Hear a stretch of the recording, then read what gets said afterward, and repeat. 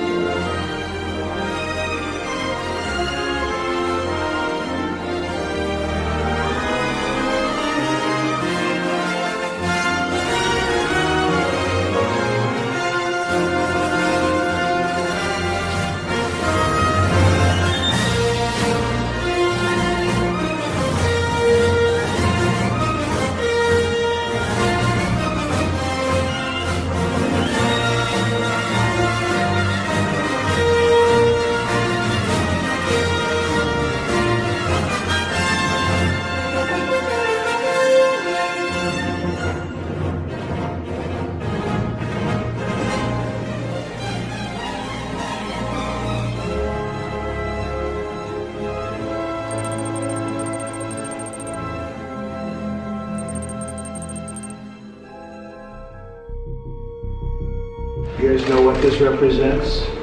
Well, Henry's the calm before the storm. what's the storming? Could be the calm before the storm. What storm is We have the world's great military people in this room, I will tell you that. And we're going to have a great evening.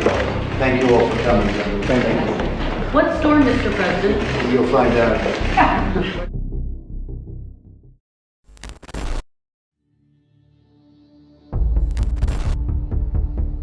What if everything you knew about the world was wrong? Because the good guys were really the bad guys, and the bad guys were way worse than you ever imagined.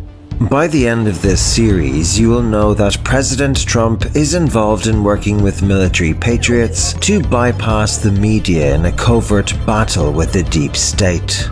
Ladies and gentlemen, the storm is upon us. Enjoy the show. I imagine right now you're feeling a bit like Alice, tumbling down the rabbit hole.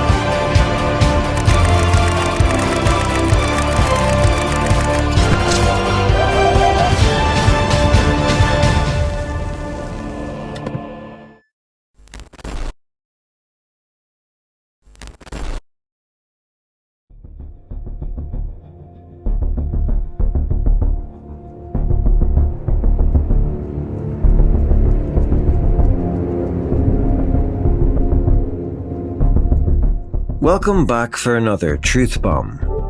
In this episode, we are going to first look at the mainstream media's reaction to Q, and then we will look at the culture of 4chan. If you watch the rest of the episodes in this series, you will understand why millions of people all around the world are following Q. Like many others, I have followed Q from the very start, and I can tell you that Q is indeed a white-hat military intelligence operation, making the greatest drop of insider information to the public ever released, in order to prepare people for the storm. Mr. President, what did you mean by calm before the storm yesterday? What did you mean by that? Thank you very much. You'll find out. We'll find out. Thank you. We'll see. I got you. Thank you, everybody. Q has explained that this is an 8-year plan to counter the deep state sinister 16-year plan of Obama and Hillary Clinton. If you watch this full episode, you will understand why millions of people all around the world are following Q. The good guy plan referred to by Q has most likely been in play for longer than we know, but the Q operation on the Chans began the end of October 2017, which means we are now in the final year of this Q plan and are about to witness huge historic events. Oh, by the way, there is no Q Anon. There is Q and the Anons. Q Anon is a mainstream media created term used to describe and discredit the movement. And with that, let us begin.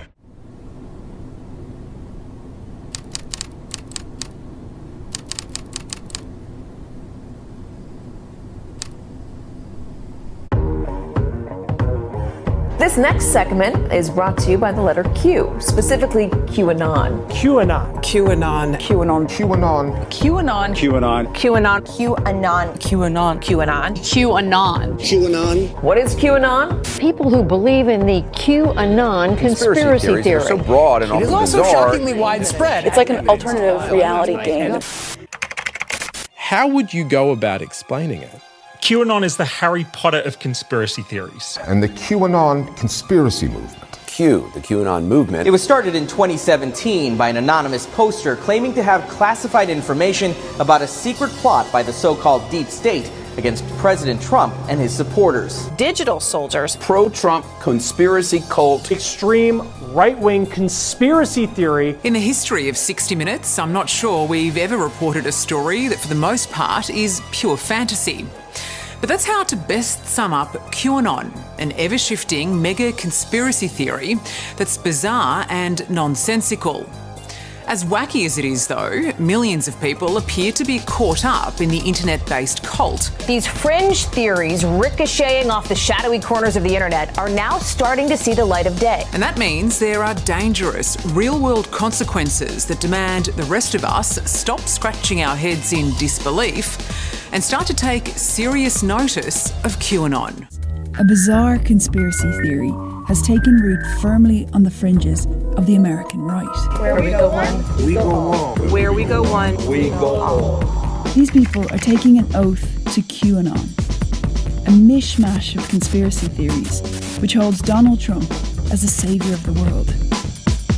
The main driver of info insanity is something called QAnon, which is where stories like these originate or are amplified. They are activating like-minded people who otherwise may be sitting on the sidelines. It's spreading and is growing, Mika, because if you've never heard of QAnon, you're actually not alone. Because at one level, it's a wide-ranging radical conspiracy theory about an evil group of deep state operators and child predators, all secretly at war with President Trump. QAnon conspiracy theories are spreading overseas. I mean, who believes that there's an actual Q inside the government? There's really no reliable poll about the size of the QAnon community. There's some analysis which shows that there is a presence of QAnon in 71 countries. Is Q Trump himself? Trump retweeted QAnon dozens of times. Prominent QAnon accounts. The letter Q may be one of the least used letters in the English language, But for followers of QAnon or Q Anonymous theory, it's a doorway into something called the deep state, a baseless idea that claims a secret, powerful network is working to promote its own hidden evil agenda, and that Donald Trump is doing all he can to stop them. The movement now leaping from echo chambers of social media to headlines in the news. It's called Q Anon, a fringe conspiracy theory. Retweet of an article by a QAnon conspiracy theorist. QAnon's grown so fast. Newsnight has seen data that shows a huge spike in interest in this conspiracy theory during the pandemic. But what is QAnon? Followers believe that a cabal of pedophiles runs the United States. They control the media, Hollywood, and politicians, and the only person that can stop them is Donald Trump. Followers believe that Q is an actual figure or figures within the U.S. government holding Q-level security clearance. Q is a real clearance level within the Energy Department, but from there, the story leaps into dark and outlandish places. For example, they say that Q communicates with them by posting cryptic ciphers online because he has access to all the deepest, darkest secrets in the U.S. and wants to expose them. This includes wild, fake theories of prominent politicians running a child sex trafficking ring, or that JFK Jr. was assassinated by Hillary Clinton. These far-out claims run the gamut. Q is an unknown person who claims to be an intelligence insider, but obviously isn't. And Anons are the people who follow him and decode his vague posts. The main gist of QAnon is that elite, satanic pedophiles are everywhere, and they're coming to get your kids. More specifically, pedophiles are everywhere among liberals, celebrities, and the media. Meanwhile, Donald Trump is busy plotting to round them all up. Do you want to free yourself? It's easy. Follow Q. If QAnon was a movie script, it would be too far-fetched. The world is currently witnessing the largest mass treason event in the living history. The world ruled by a cabal of Satan-worshipping elites who prey on children and harvest their blood. With Donald Trump, our only saviour, ready to defeat the forces of darkness. Risk their lives to achieve this victory against the greatest force of evil the world has ever known. And that's just the start. QAnon's debunked theories have gained so much traction that social media platforms like Facebook and Twitter have been forced to take action, removing thousands of QAnon-related accounts off their platforms. The followers think of themselves as geniuses, as sort of playing this 5D high-level chess that Donald Trump also plays. On forums in the darkest recesses of the internet, vague and cryptic messages began to be posted, supposedly by a mysterious figure known as Q. Crumbs of information that were shared and deciphered by an online army eager to interpret their meaning. Although Trump hasn't given any indication that he is aware of QAnon or believes it, he is the person who, I guess, inadvertently started it. He made a cryptic statement to reporters in early October where he talked about the coming storm, a statement that he then refused to explain.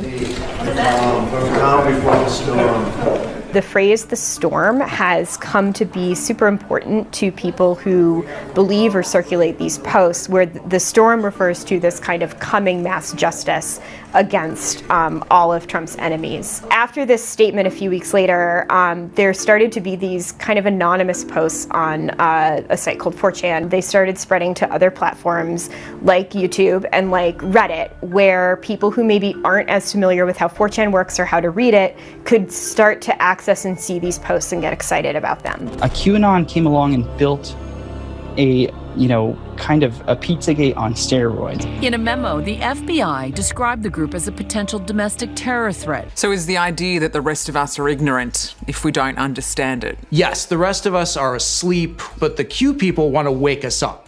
They don't want to hurt us, they want to teach us. They want us to join them. Which basically means sit tight until the day President Donald Trump, I am the chosen one, saves America with mass arrests, military tribunals, and executions of his Satan-worshipping, child-trafficking, deep state government enemies, who mostly happen to be Democrats and Hollywood A-listers. He posted something about the storm in QAnon lore.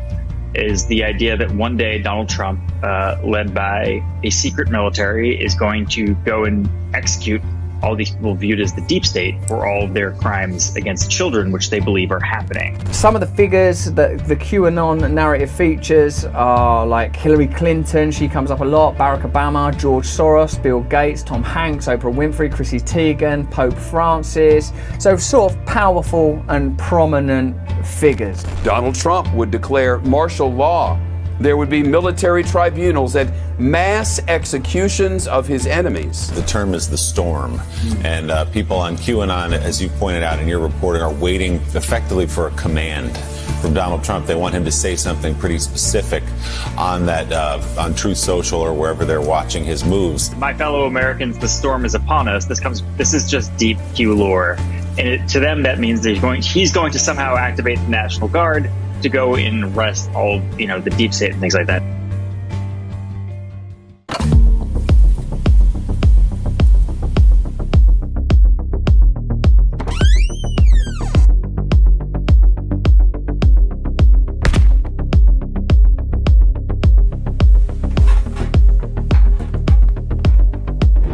Our story begins in the dark recesses of the infamous online image board 4chan. It is a story of unrestrained fervor to fulfill an ancient Egyptian prophecy involving Trump, a cartoon frog, and an online counterculture.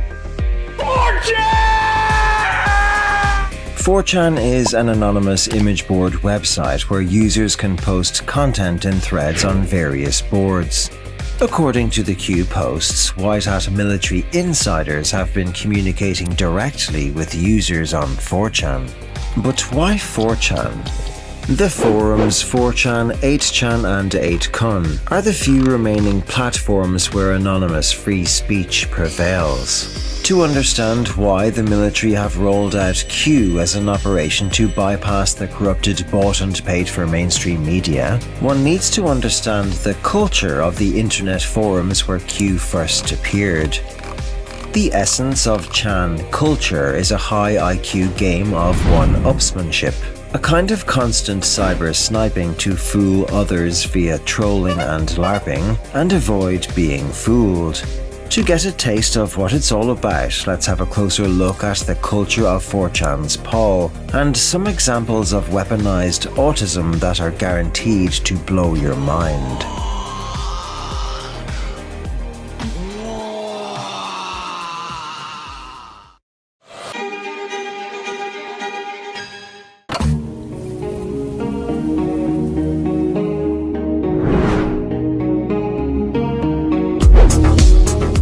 Pepe the Frog became the unofficial mascot or hypersigil for 4chan's political discussion board, a highly despised corner of the internet fittingly entitled Politically Incorrect.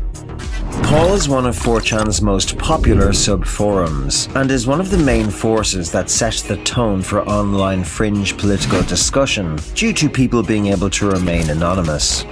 Paul, above all else, is a place where our society's status quo is mercilessly challenged. It's a melting pot for well-meaning free thinkers and misguided madmen alike. It is a place of chaos. Pepe the Frog and Paul first collided with the outside world in June of 2015, when Trump announced his candidacy for President of the United States. So maybe I'm wrong. Maybe you can prove me wrong, but I don't think that you're a friend to woman. I knew I shouldn't have picked her. I knew I shouldn't have picked her. I want to get paid the same as a man, and I think you understand that. So if you become president, will a woman make the same as a man, and do I get to choose what I do with my body?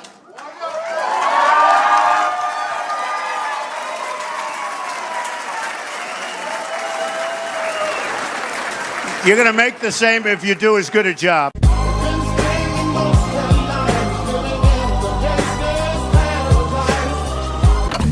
Set your system's volume control for slightly above the normal listening level.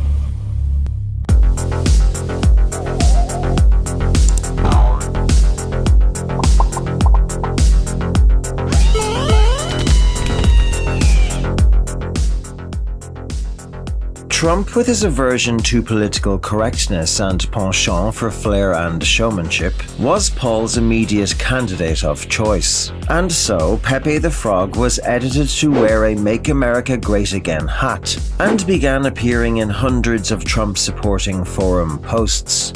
At that very time, an event of religious significance to Paul contributors was approaching. Each post published on 4chan bears an identifying number, assigned consecutively by order of publication. Because of the huge number of posts published every day, this number is practically random. 4chan has an old tradition of users trying to have their posts obtain certain special numbers known as gets. The most precious gets are round numbers such as 1 million, or those that repeat all their digits. Impressive. Very nice. Out of this practice, a strange phenomenon began to take place on Paul. Discussion threads associated with Trump displayed noticeably frequent gets.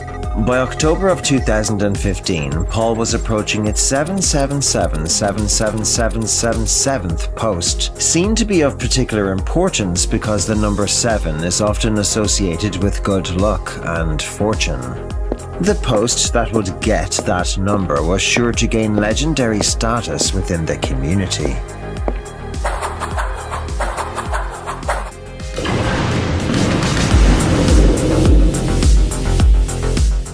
As it happened, the 7777777th get was for the message, Trump will win.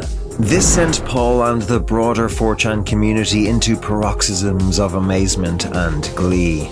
Soon it became all the rage on Paul to hail Trump as nothing less than God's chosen candidate. To fulfill this prophecy, the subforum started an online campaign in support of Trump. Users on Paul believed that the best way they could help Trump's chances of victory was by creating and spreading pro-Trump internet memes outside of 4chan. They called it the meme war. You could put half of Trump supporters into what I call the basket of deplorables. If they could expose regular social media users, the normies, to as many pro-Trump memes as possible, Trump would forever dominate the online news cycle, giving him a better chance of winning the primaries and maybe even the presidency. Hello, freak bitches.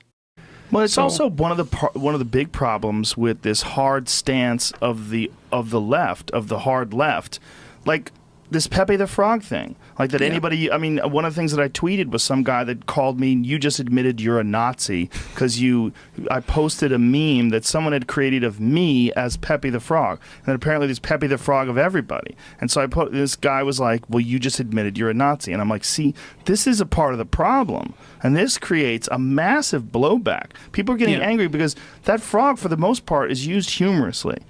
And yeah, actually, you used the phrase defensive humor when we were talking.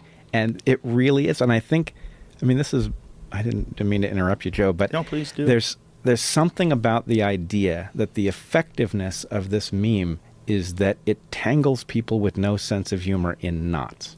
And, and that's a huge part of why those things are generated. That's why they like it. That's exactly right. They love it. Right. Yeah. Yeah. Yeah, I mean, I'm fearing that I'm saying something about this frog and that there's going to be something that's going to emerge that I should know about, that somehow I'm admitting something. But all I'm saying is what I see is a lot of people using it to taunt people who can't figure out. Yes, I think that's the vast majority of it. I do believe that. And I think the same thing about the Kekistani types, is that that's almost all humor. Yeah, and there's a massive problem with pushing back against that and calling those people Nazis and racists, and especially when they're just using humor, and especially when it's very clear if you look at all the memes online, and I went thoroughly through Google to find them. There are some abhorrent ones. There are some horrible ones. There are some ones that are with Nazi uniforms. There's some anti-Jew ones. There's some horrific ones. Most of them are not that. Most of them. The vast majority of them are humorous. You know, first they came for Pepe, and I didn't say anything. Yeah, well, if the frog is racist, you start wondering what isn't racist. Exactly. Because it's a bloody racist. Cartoon frog.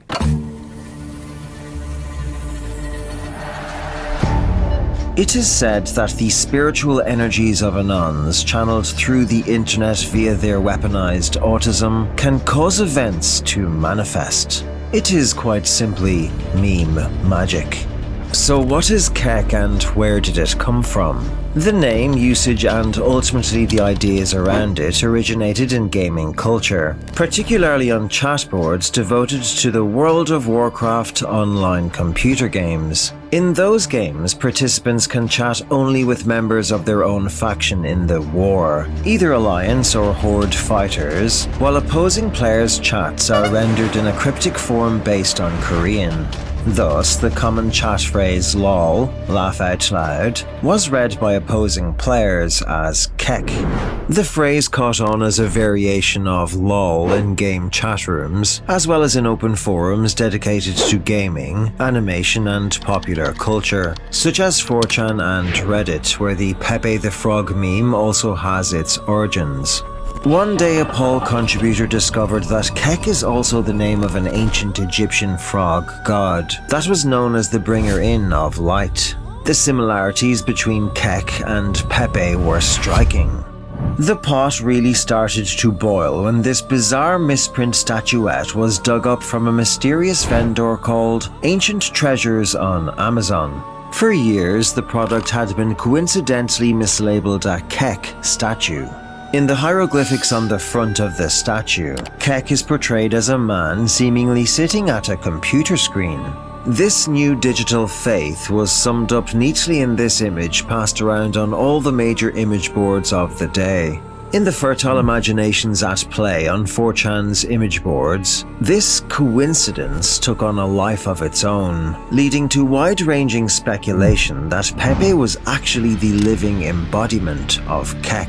It was from this melting pot that the cult of Kek emerged. Kek adherents created a whole cultural mythology around the idea, describing an ancient kingdom called Kekistan. The frog-headed Kek became the father, Pepe the Holy Spirit, and Trump the son, sent to Earth to fulfill a divine destiny. Besides its entertainment value, their religion is mainly useful to Anons as a trolling device for making fun of liberals and political correctness. Most of all, Kek has become a kind of a tribal marker of Anons, its meaning obscure and unavailable to ordinary people, the normies. Anons claim to believe that Kek is using 4chan's memes as a vessel to spread his message and usher in a new era of light via chaos magic. One of the core tenets of chaos magic practice is the creation of magic sigils, also known as glyphs, to codify and project one's will into the universe. Basically, you make an image that represents your will, and the universe will take care of the rest. When a lot of people pool their united willpower towards a single sigil, it's called a hyper sigil, and it's exponentially more potent. As mentioned, Pepe Kek is 4chan's hyper sigil. Millions of the Anons that browse 4chan have embedded the image of Pepe with their hatred for Hillary's corruption, and their hope for Trump's victory over her for their presidency. Whether they did this consciously or not, it's exactly what happened. This is not republicanism as we have known it. These are racist ideas, race-baiting ideas, anti-Muslim, anti-immigrant, anti-women, all key tenets making up the emerging racist ideology known as the alt-right. What was that? That was Hillary Clinton's speech a few weeks ago denouncing the self-proclaimed alt-right and their support of Donald Trump and Donald Trump's campaign cultivating that support. You remember the speech, you remember the whole discussion around that, but there was this one weird heckling moment in that speech. Here it is again. All key tenets making up the emerging racist ideology known as the alt-right. So it's not like an applause moment or like a booing moment or whatever. It's quiet. Everybody's listening to what she says. As soon as she says that phrase alt-right, some guy yells out from the crowd, Pepe! And to most people, that was a totally inexplicable thing at the moment. It must be totally random. To the white supremacist, anti-Semitic, neo-Nazi right in this country, that guy yelling that out in that moment, that was a moment of triumph. That was the most hilarious thing they had ever heard in their lives. So, right, it's weird. It's deliberately weird. It's meant to be an unmistakable symbol that won't blend in anywhere, but you always know what it means. This frog, they've taken over, started as an anodyne thing. They've taken it over as a deliberate white supremacist symbol.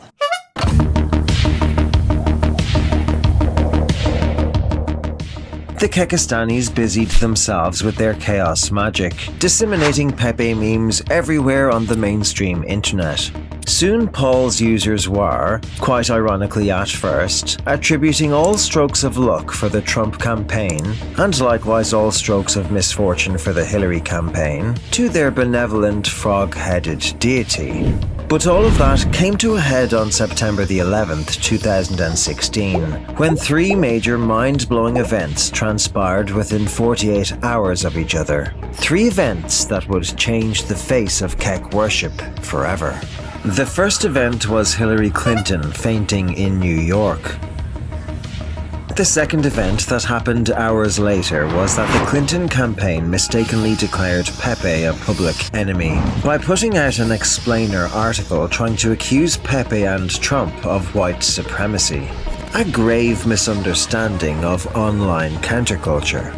Until then, Pepe had been a harmless meme on the mainstream internet. Sudden demonization by the Clinton campaign endowed the cult with a remarkable legitimacy. As then the same day, Donald Trump Jr. famously tweeted a picture of Pepe as part of the deplorables.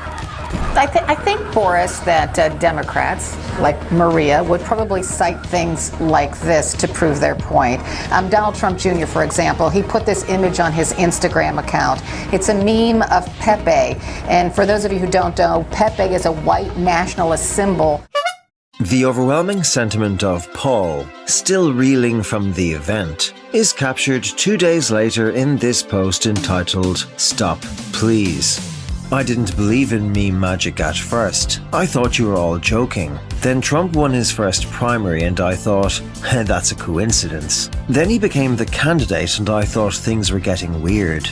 Now Hillary is getting sick and the media is talking about Pepe. It's clear as day your memes are fucking with the fabric of reality. Stop, please. I beg you. You're fucking with powers you don't understand. If you keep this up, you could meme us all out of existence. 2 weeks later, the Anti-Defamation League classified Pepe the Frog as a hate symbol. While all of this was occurring, the third event happened. One or a few anonymous 4chan contributors discovered an old track from the 1980s on YouTube. A track stamped all over with a very familiar face. That's right, folks. A B-side vinyl by performer Pepe sporting a frog with a magic wand. A frog. Shadalay has now become the national anthem of Kekistan.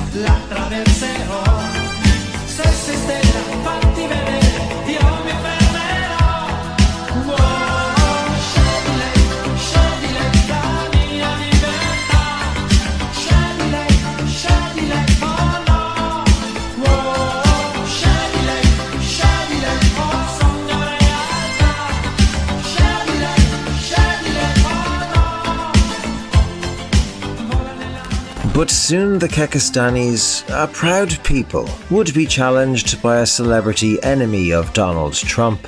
A challenge that was accepted.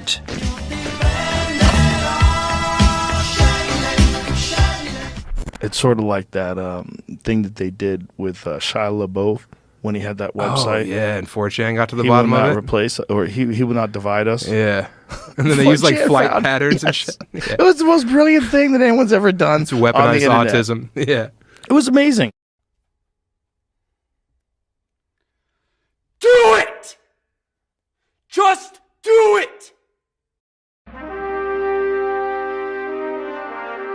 In 2016 and 2017, the folks of 4chan systematically trolled with Shia LaBeouf and his He Will Not Divide Us art protest project. The project first started with LaBeouf setting up a webcam in New York. It was supposed to be a permanent live feed for the duration of Trump's presidency, one where people could look into the camera and chant the saying, "He will not divide us." This obviously did not end well. It got pretty heated. Several times the actor screamed in the face of Trump supporters. He will not divide us. He will not divide us. He will not divide us. Pepe! Pepe! He will not divide us. Pepe! He will not divide us. He will not divide us. He will not divide us. He will not divide us. Pepe! He will not divide us. He will not divide us.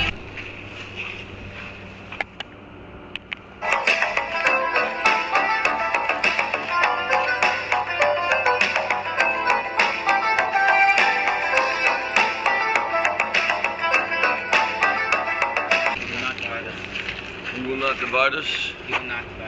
Who's that, little speaker? Whose speaker is that? Oh, shit.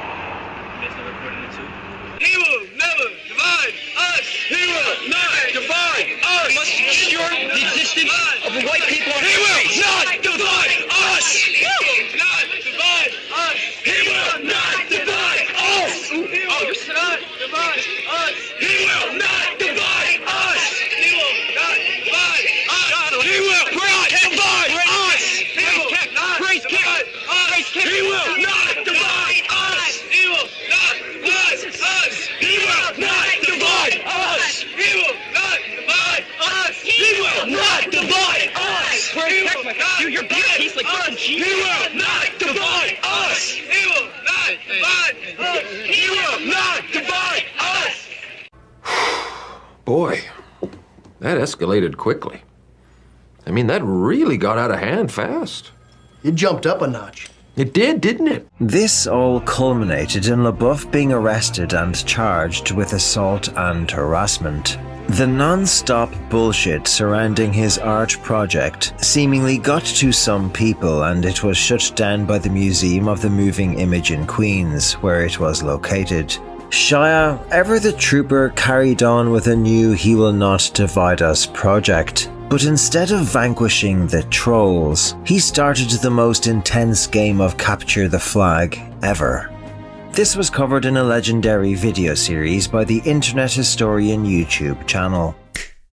After defeat on the battlefields of New York and New Mexico, Shia headed to a new hidden location.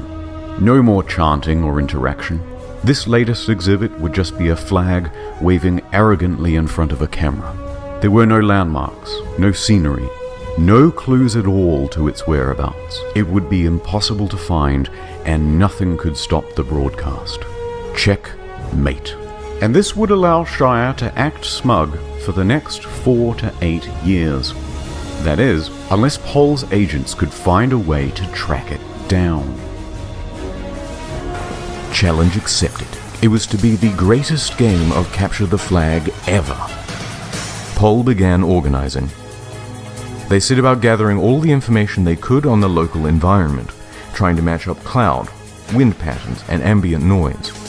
Because it was a live stream, they could match the time of sunset to quickly discern that the flag was somewhere in the Eastern time zone. That's 2/3 of the country ruled out in one move. Others began looking into intel about Shia's whereabouts, as it was highly likely that he was present for the raising of the flag itself. As time went on, distinct noises could be heard in the background, the croaking of frogs, suggesting water nearby.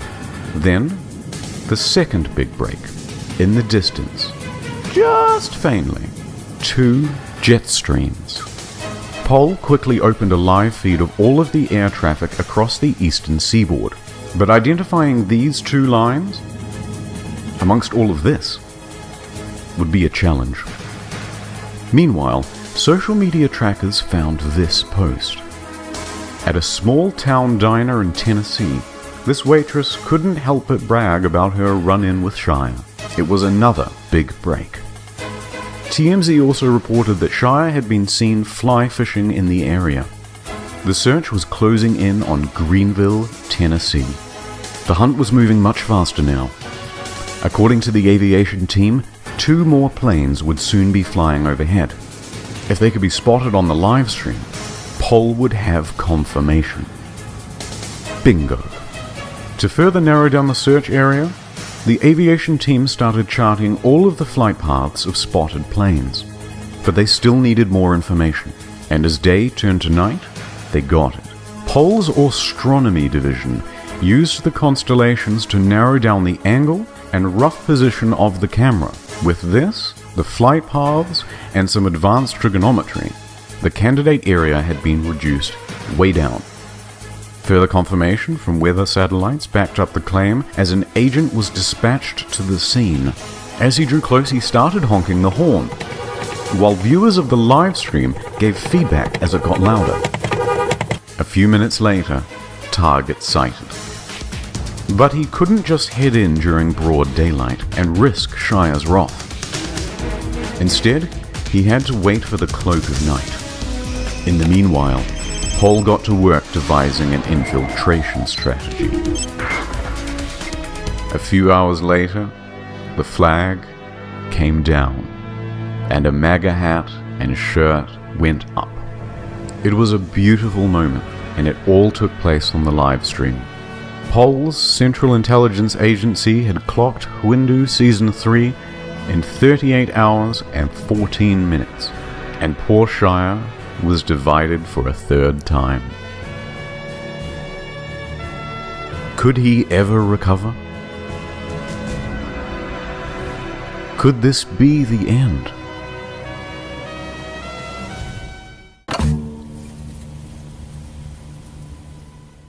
In September of 2015, users of the internet site 4chan started a campaign against the Islamic State. At the start of spring 2016, the Syrian war was as intense as ever, and the Syrian regime, ISIS, rebel groups, but also the United States and Russian military, were all still actively involved in the complex conflict. In the vast desert, rebel positions were often hard to locate. Sometimes, however, you just have to let the internet do its magic. This is the story of how 4chan forum members came together to locate a rebel base in Syria and coordinated an airstrike with the Russian military.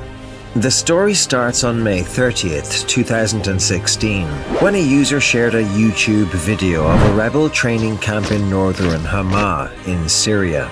The user called upon SG to help find the exact location of the base in the video. SG refers to Syria General, a 4chan board discussing many topics about Syria. Quickly after the original post, many 4chan members joined the search and uncovered very detailed information about the site. The first thing that they pointed out were the power lines visible in the distance. One user provided a blueprint with detailed measurements which gave the members a good base to start searching with. They then estimated the size of the structures so that they could get a sense of distance. After scouting out other structures in the video, comparing structures and their respective distances in Google Earth and the video, they eventually found a location that had to be the rebel base. Another user who helped in the search shared their findings with a Twitter user named Ivan Sidorenko, who is a friend of Russia's Ministry of Defense, and who can call in airstrikes. To the surprise of the 4chan members, it did not take long for Ivan Sidorenko to share the information with the command of the Russian military in Syria. Just hours later, Russian forces conducted an airstrike on the exact positions shared by the 4chan members.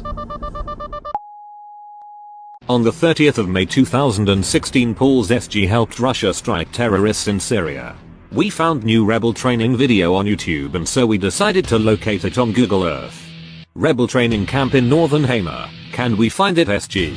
There is a power grid visible in the video pic related. There are 2 videos of the camp. Does anyone know what's the height of these power grids, or I could calculate the distance from the mast to the camp with that info. At the images I see says that is something around 100 to 150 foot, maybe 40 meters is a good guess. I found this place but still verifying. 1, 2, 3. 1, 2, 3. Start north of Latamana. This looks like it. Dug up semicircle driving area, transmission tower. Seems similar. Again 1, 2, 3. This is starting to look promising. Yes, this might be it. Oh baby, this might be the break we have been looking for. Are we heroes now? Another take from the same angle. 5 beams. 5 lines. Pretty certain that's the spot. Someone send it to Ivan. Bingo, send this into Ivan, we're doing another airstrike. Ivan is a friend of Russia's Ministry of Defense who can call in airstrikes on terrorists. Ivan responded, hey, I think SG found the right place this time. What's the coordinates? Never mind, I got them. Let us know if that is the right spot, it sure looks like it. Done, thanks. He confirmed it's happening, guys. Holy fuck, we did it. Long live. Beyond comfy right now, just waiting for the news. Target acquired. Now let's wait for the fireworks. Gonna go tell mommy we killed some terrorists on the internet today. I fucking love Paul. Russia says it struck 10 more ISIL targets in Syria after vowing to step up its aerial bombardment. A terrorist training camp and a suicide bout factory were among the sites hit, according to defense officials. Moscow says its aim is to weaken the so-called Islamic State militants.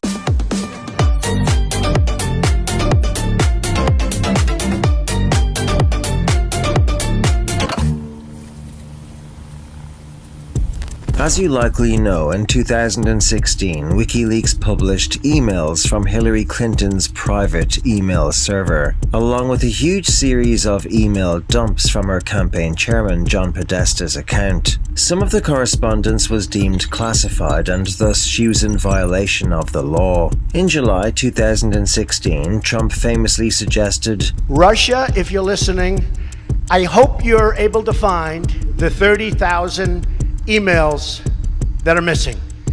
I think you will probably be rewarded mightily by our press. Julian Assange essentially confirmed that it was a 27-year-old DNC staffer named Seth Rich that leaked the DNC emails to WikiLeaks, which was blamed on Russian hackers. On the 10th of July 2016, Seth Rich was shot to death in what authorities described as a botched robbery attempt. Even though his phone, wallet or Rolex were not stolen, Seth was found lying on the ground a block from his apartment with 2 bullet holes in his back. It was most likely an assassination by MS-13 gang members. There's something clearly happening here. The Destroy Trump media, the Democrats, they have been pushing that Russian tin-foil hat conspiracy theory with zero evidence. For example, earlier today on Capitol Hill, former CIA Director John Brennan was asked about Russia collusion. Take a look. I encountered and am aware of information and intelligence that revealed contacts and interactions between Russian officials and U.S. persons involved in the Trump campaign that I was concerned about because of known Russian efforts to suborn such individuals, and it raised questions in my mind, again, whether or not the Russians were able to gain the cooperation of those individuals. I don't know whether or not such collusion, that's your term, such collusion existed, I don't know. But I know that there was a sufficient basis of information and intelligence that required further investigation by the Bureau to determine whether or not U.S. persons were actively conspiring, colluding with Russian officials. And you remember back in March, during an interview on Meet the Press, the former Obama Director of National Intelligence, James Clapper, he also said no evidence of Russia collusion. Watch this. We did not include any evidence in our report, and I say our, that's NSA, FBI, and CIA with my office, the Director of National Intelligence, that had any reflection of collusion between members of the Trump campaign and the Russians. There was no evidence of that included in our report. I understand that, but does it exist? Not to my knowledge. Now, in addition to Democrats admitting that they've seen no evidence whatsoever, back in January, while testifying under oath, James Clapper also said no evidence that Russia affected the actual vote tallies. His words, not mine. First, we cannot say they did not change any vote tallies or anything of that sort. Former D.C. homicide detective Rod Wheeler, who was hired by a third party to investigate the murder on behalf of the family, says Mr. Rich was communicating with WikiLeaks before he was killed. Julian Assange, I asked him repeatedly on radio and television if Russia was involved. Absolutely not.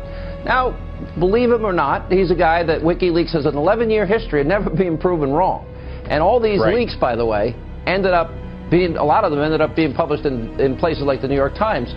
So I guess my question is, when you look at the timeline of this, and 12 days after he was killed, it shows up on WikiLeaks, what did you discover in terms of the contacts with WikiLeaks? Right. Well, that's an excellent question. And let me clear that up right now, exactly what it was that I found. Now, I have never seen the emails myself directly. I haven't even seen the computer that Seth Rich used. Here's the problem with all of this. I don't even know where the computer is. I checked with the police department. They said they don't know where the computer is, and the FBI. They say they don't have the computer. If this is just a murder investigation, first of all, why would the FBI be involved? The only reason the FBI would be involved, just so that the viewers understand, is if this has some degree of national exposure, meaning because maybe it is related to the DNC. Whistleblowers go to significant efforts to get us material, and often very significant risks. There's a 27-year-old works for the DNC who was shot in the back, murdered just 2 weeks ago for unknown reasons as he was walking down the street in Washington. So that was just a robbery, I believe, wasn't it? No, there's no finding. So what are you suggesting? What are you suggesting? I'm suggesting that our sources take risks, and they become concerned to see things occurring like that. But was he one of your sources then? I mean, we don't comment on who our sources are. But why make the suggestion about a young guy being shot in the streets of Washington? Because we have to understand how high the stakes are in the United States, and that our sources are, our sources face serious risks. That's why they come to us, so we can protect their anonymity. But it's quite something to suggest a murder. That's basically what you're doing. Well, others have suggested that. We are investigating to understand what happened in that situation with Seth Rich. I think it is a concerning situation. There's not a conclusion yet. We wouldn't be willing to state a conclusion, but we are concerned about it. And more importantly, a variety of WikiLeaks sources are concerned when that kind of thing happens. I got problems. Listen, man, I'm not a fucking reputable person. That's what I try to tell my people. Political ideologies. I mean, I'm just not. I'm not that well read when it comes to politics. I have my opinions on things, but when it comes to things that are rock solid and clear, like that Seth Rich was murdered and people want to ignore it, I'm like, what the fuck do you think happened? There has to be some sort of a disconnect here. When a person is giving information to WikiLeaks that exposes corruption inside the very organization that's responsible for the fucking Democrats Democratic Party, and he gets murdered. And you're like, oh, the conspiracy theories. No, he got murdered. There's no conspiracy. It was a botched robbery. Says who? Says who? Where's his? How come his wallet was there? How come his watch was there? How come they didn't take his phone? What the fuck are you talking about that I'm a conspiracy theorist when I just tell you the facts? So and this WikiLeaks thing with Julian Assange is the craziest shit ever when he said there's consequences to sharing information with us. And everybody's like, nah.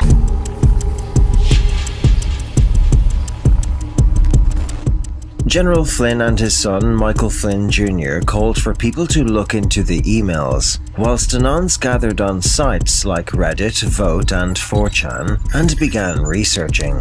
Then the web sleuths on 4chan found something strange buried within the email dumps. Nonsensical references to pizza. This was the birth of open source research, a process of public group investigating and sharing research, using data that is freely available to anyone to build a case and qualify information. What they found was very disturbing indeed, but Pizzagate is a story for another day. So bearing in mind all of the information we have looked at about the Anons on 4chan, is it so far-fetched to consider how military intelligence could have viewed the message boards as a way to communicate directly with the people who were paying attention, and form an online civilian-military alliance to combat the deep state propaganda media in the information war to save humanity? It seems like a pretty genius idea to me, and quite the story. This clip of General Flynn recognizing the efforts of the digital soldiers demonstrates that the military were aware of the online counterculture, which the Q Team Patriots eventually weaponized and developed a plan to mobilize the open source investigation methodology demonstrated on the Chans. And we have an army, okay, as a soldier and as a general, as a retired general, we have an army of digital soldiers. What we are now, what we call, I call them, because this was an insurgency, folks. This was run like an insurgency. This was irregular warfare at its finest in politics, and that story will continue to be told here. But we have what we call citizen journalists, okay? Because the journalists that we have in our media did a disservice to themselves, actually more than they did to this country. They did a disservice to themselves because they displayed an arrogance that is unprecedented. And so the American people decided to take over the idea of information. They took over the idea of information, and they did it through social media. Last time I wrecked it, last time I whipped around, last time I did the whippets, last time I did the reverse, point the brown, hit the reverend, last time I hit your crib, last time it went no tickets. I done went back in myself, felt like hell, fuck I risked it, pace yourself, how you living, know you thrilling, office in it, how I got my stripes and pendants, backing out in the street, born this wild, let it be, rages out, gotta eat, now the vibe brought away with the sound, by the way, kinda down by the days, to myself, know they look it with the moves, I'm juke off the juice, no I'm juke, I be smooth and I lose it, yeah,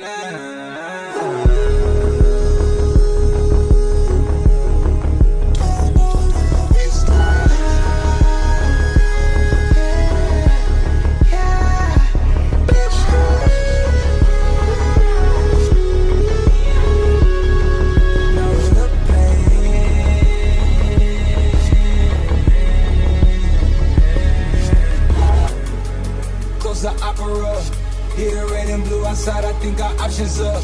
I'm a rocket round the map, I had to line it up.